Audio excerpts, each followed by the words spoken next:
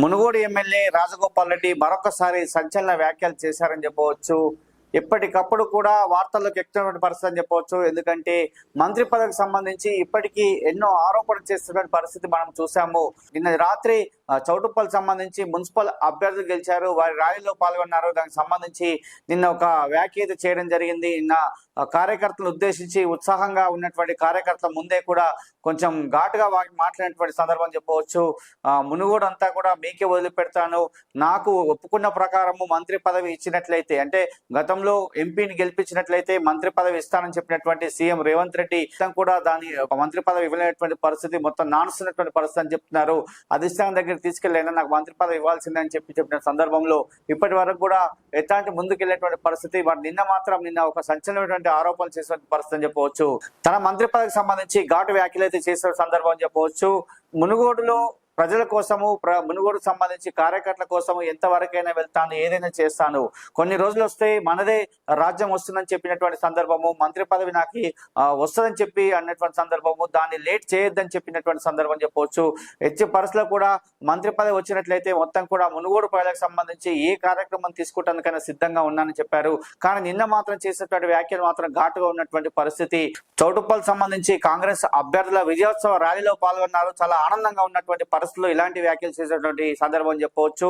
నాకు మరికొన్ని రోజుల్లో మంత్రి పదవి వస్తుంది అని చెప్పినటువంటి సందర్భము, ఒకవేళ రాని పరిస్థితిలో నాకు ఇట్లా అడుక్కోవడం అయితే రాదు, నాకు లాక్కోవడం అయితే వస్తుందని చెప్పినట్టు సందర్భము. అంటే అడుక్కోవడం, నేను వచ్చి ఇట్లా నాకు మంత్రి పదవి కావాలని చెప్పి అడుక్కోవడం అయితే నాకు రానటువంటి పరిస్థితి, కానీ లాక్కోవడం ఎలా లాక్కోవడమో తెలుసు అనే విధంగా కొంచెం ఘాటుగా వ్యాఖ్యానిస్తుంది. అంటే లాక్కోవడం మీన్స్ ఎక్కడన్నా అంటే ఒక చాతుర్యతను ఉపయోగించి ఏదైనా చేయగలిగినటువంటి సత్తా నాకు ఉంది కాబట్టి ఎట్లా లాక్కోవాలో నాకు లాక్కుంటా అని చెప్పినటువంటి సందర్భం చెప్పవచ్చు. కానీ ప్రధానంగా అయితే వినిపించినటువంటి పదం అయితే మునుగోడు ప్రజలు మాత్రము, చౌటుప్పల్ సంబంధించి మునుగోడు సంబంధించి మాత్రము, ఈ మునుగోడు నియోజకవర్గాన్ని మీరు చూసుకున్నట్లయితే తెలంగాణలో ఒకవేళ నాకు మంత్రి పదవి రానట్లయితే తెలంగాణ మొత్తం నేను చూసుకుంటా అన్నటువంటి పదం మాత్రము చాలా గట్టిగా ఉన్నటువంటి పరిస్థితి అని చెప్పవచ్చు.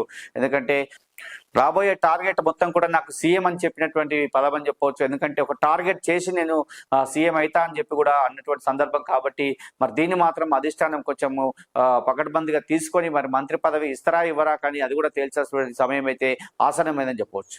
ఒకవేళ మంత్రి పదవి రాకపోయినట్లయితే నాకు సీఎం పదవే వస్తుంది, మునుగోడు మీరు చూసుకోండి, తెలంగాణ రాష్ట్రాన్ని నేను చూసుకుంటా అని చెప్పినటువంటి వ్యాఖ్యలు అని చెప్పవచ్చు.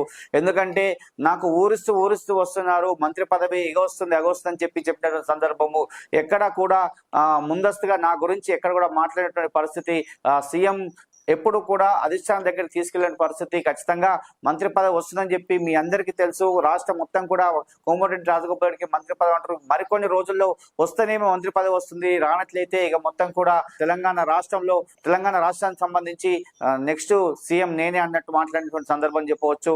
మునుగోడు మాత్రం మీరే చూసుకోవాలి, రాష్ట్రాన్ని నేను చూసుకుంటా అని చెప్పినటువంటి వ్యాఖ్యలు అని చెప్పవచ్చు. చాలా ఘాటుగా వ్యాఖ్యలు చేశారు మునుగోడు ఎమ్మెల్యే రాజగోపాల్ రెడ్డి అని చెప్పవచ్చు. ఎందుకంటే మంత్రి పదవి కోసం ఎప్పటి నుంచో కూడా ప్రయత్నం చేస్తున్న పరిస్థితి, అధిష్టానం కూడా అగస్ట్ అని చెప్పి ఎదురు చూసిన పరిస్థితి. కార్యకర్తల్లో కూడా ప్రతిసారి కూడా మునుగోడు సంబంధించి కార్యకర్తలు కావచ్చు, అదేవిధంగా ప్రతి రాజకీయ నాయకుడు కూడా మునుగోడు రాజగోపాల్ రెడ్డికి మంత్రి పదవి వస్తుందని చెప్పిన సందర్భమే తప్ప ఇంతవరకు అయితే మంత్రి పదవి రానటువంటి పరిస్థితి అని చెప్పవచ్చు.